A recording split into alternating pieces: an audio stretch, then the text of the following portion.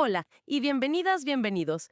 Hoy nos vamos a sumergir en una perspectiva realmente interesante y la verdad llena de tensión sobre el mercado estadounidense actual.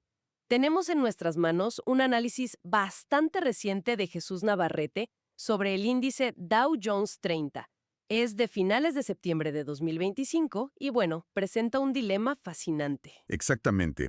Lo que atrapa de inmediato, yo creo, en el análisis de Navarrete es esa dualidad, ¿no?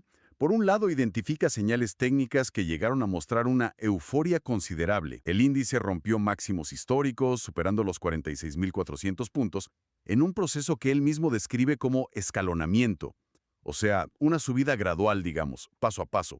Claro, eso suena como una señal alcista bastante clara, ¿no? Pero, y aquí viene el choque, el mismo Navarrete expone una visión macroeconómica y política, pues muy sombría.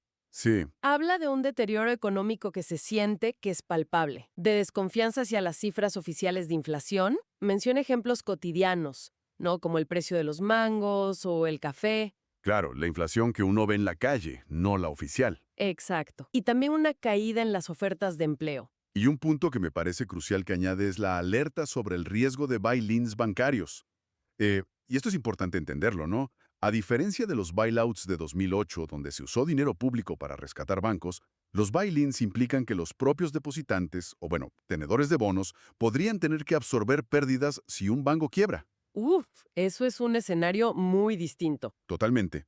Y esta preocupación fundamental, pues, inclina a Navarrete hacia una postura mucho más cautelosa, incluso bajista, diría yo. Entonces, a ver, ¿cómo navega Navarrete esta contradicción entre una técnica que casi gritaba compra y un panorama fundamental que susurraba cuidado? Bueno, mira, inicialmente, su enfoque técnico se apoyó mucho en herramientas cuantitativas, como su famoso calculador Milton. Ajá. Según su análisis, este indicador, que básicamente calcula probabilidades alcistas o bajistas basándose en patrones históricos, bueno, llegó a marcar una probabilidad alcista extraordinaria, del 98%. 98%. Es altísimo. Altísimo. Y esto coincidía justo con los récords del índice. Parecía una confirmación sólida, muy sólida.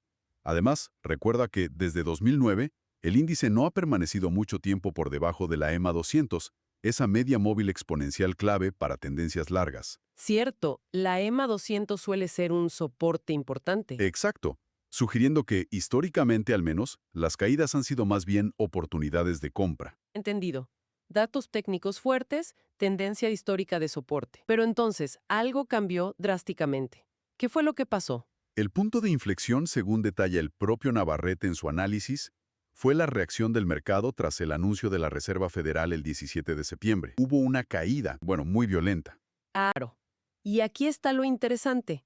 Aunque su calculador Milton todavía daba una alta probabilidad alcista para el día siguiente, Navarrete decidió priorizar la lectura de cómo cayó el mercado. O sea, no solo qué pasó, sino la forma en que pasó. Exacto. La forma de esa caída le pareció una señal de debilidad subyacente, algo que los números puros aún no reflejaban del todo. Lo compara incluso con la sensación previa a picos importantes como el de 2008. Eso es clave. Implica que la interpretación, la experiencia del analista sobre el contexto y la acción del precio puede en momentos críticos pesar más que una herramienta cuantitativa. Incluso una propia, ¿no? Justo. Es el juicio humano superponiéndose, digamos, al algoritmo. ¿Y cómo se reflejó eso después en sus propios indicadores? Pues mira, el análisis de Jesús Navarrete detalla cómo, poco después, su propio calculador Milton empezó a reflejar ese cambio. La probabilidad alcista se desplomó. De ese 98% inicial, bajó primero a 51% y luego a 41%.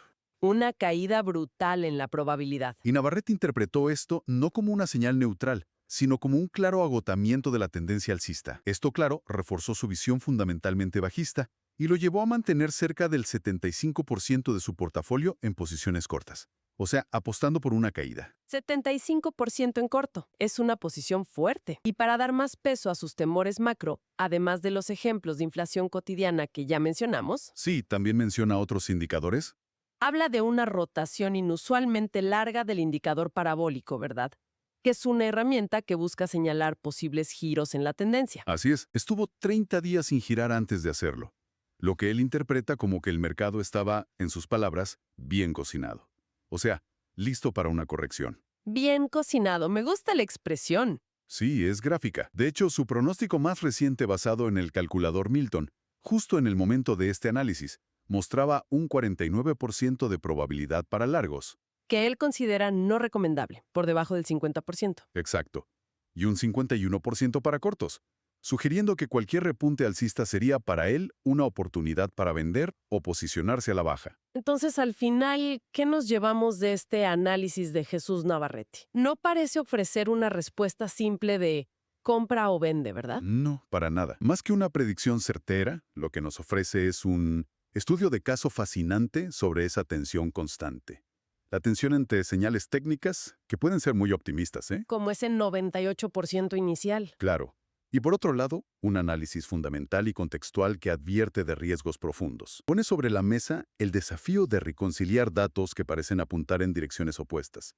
Y como la interpretación del momento, apoyada en la historia, se vuelve, pues, crucial. Y el mismo Navarrete subraya algo importante, ¿no? Que el objetivo no es siempre tener la razón absoluta, sino entender a fondo el entorno al que se enfrenta un operador. Exacto. Dice que muchos pierden precisamente por no comprender ese contexto. Lo cual nos deja con una reflexión interesante, yo creo, muy ligada a esa mirada histórica que propone Navarrete. A ver, En un entorno tan incierto como el que él describe, lleno de ecos del pasado, como 2008, y advertencias macroeconómicas fuertes, ¿qué tanto peso deberíamos darle a esas señales de alarma frente a indicadores técnicos que, tal vez solo temporalmente, aún muestren fortaleza?